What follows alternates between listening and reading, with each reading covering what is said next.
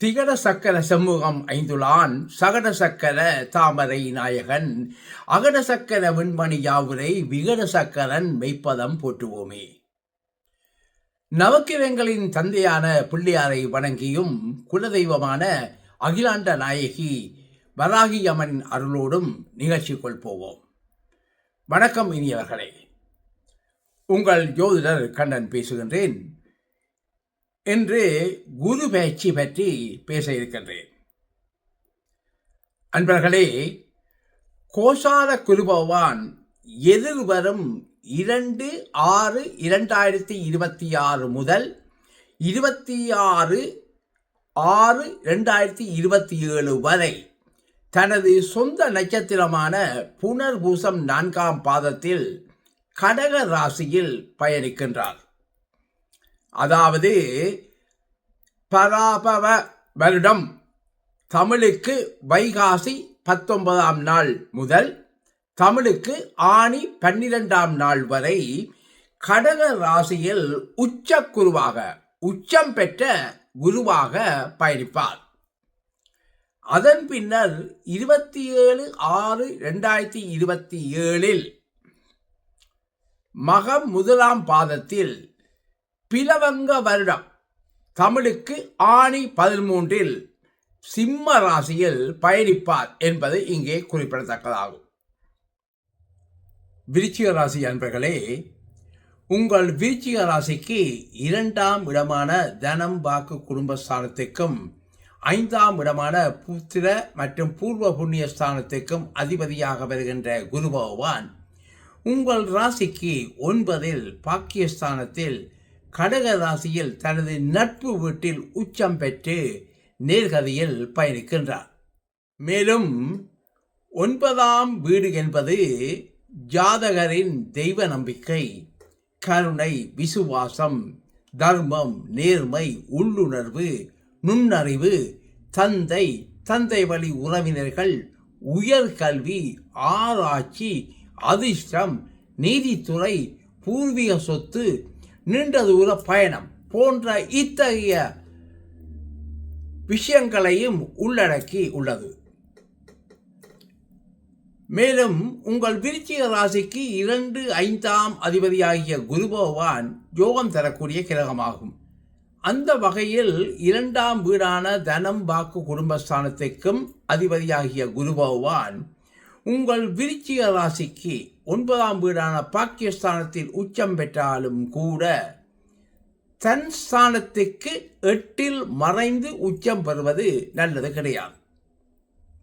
அதனால் உங்களது தன வருவாய், பணப்புழக்கம் போன்றவற்றில் தளர்ச்சி, கணவன் மனைவி விஷயத்தில் ஒற்றுமை குறைவு, கொடுத்த வாக்கை காப்பாற்ற முடியாத நிலை, தெளிவற்ற பேச்சு, சிலருக்கு ஆரோக்கிய குறைபாடு போன்ற பிரச்சனைகள் வருவதற்கு வாய்ப்புகள் அதிகம் உள்ளன.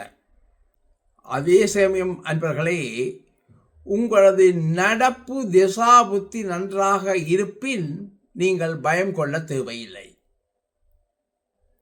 அதே சமயம் 5ஆம் வீடான புத்திர பூர்வ புண்ணிய ஸ்தானத்திற்கும் குருவான் அதிபதியாகி உங்கள் விருச்சிக ராசிக்கு 9ஆவது வீடான பாக்கியஸ்தானத்தில் இருந்தாலும் கூட தன்னுடைய வீட்டுக்கு 5இல் திரிகோணத்தில் தனது நட்பு வீடான கடகத்தில் உச்சம் பெற்று காணப்படுவது நல்ல அமைப்பாகும்.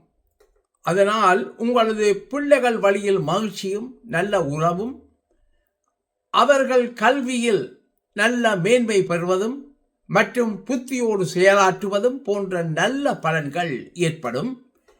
அத்துடன் சகல சௌபாக்கியங்களையும் பெறுவீர்கள் மட்டுமல்ல, தந்தை உடனான உறவு மேம்படுதலும் தந்தை வழி உறவினருடனான நல்ல உறவை ஏற்படுத்துவதும் போன்ற நற்பலன்கள் கிட்டும். இதே சமயம் அன்பர்களே, கோச்சார குரு பகவான் உங்கள் விருச்சிக ராசிக்கு 9இல் நேர்கதியிலிருந்து உங்கள் விருச்சிக ராசியையும் 3வது மற்றும் 5வது இடங்களையும் பார்வை செய்கிறார். உங்களது விருச்சிக ராசியை உச்சம் பெற்ற குரு பார்வை செய்வதனால் நல்ல உடல் ஆரோக்கியம் பெற்று சுறுசுறுப்பாக இயங்குவீர்கள், தெளிவான முடிவுகளை மேற்கொள்வீர்கள் மற்றும் நல்ல குணம் மற்றும் பண்புகளுடன் வாழ்வீர்கள் போன்ற நற்பலன்கள் கிடைக்கும். அடுத்து 3வது வீடான தைரிய வீரிய முயற்சி ஸ்தானத்தை உச்சம் பெற்ற குரு பார்வை செய்வதனால் நீங்கள் நல்ல தைரியத்தோடும் துணிவோடும் உங்களது செயல் திட்டங்களை நடைமுறைப்படுத்துவீர்கள். கணவன் மனைவி தாம்பத்திய உறவு மேலோங்கும் மட்டுமல்ல, இளைய சகோதர உறவும் பலப்படும்.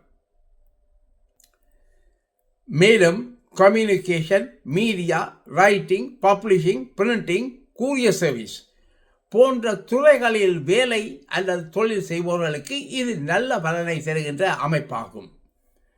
அதே சமயம் உங்கள் சுய ஜாதகத்தில் 2ஆம் இடம், 6ஆம் இடம், 10ஆம் இடம் சம்பந்தப்பட்ட திசாபுத்திகள் நடப்பில் இருப்பின் இது சாத்தியமாகும்.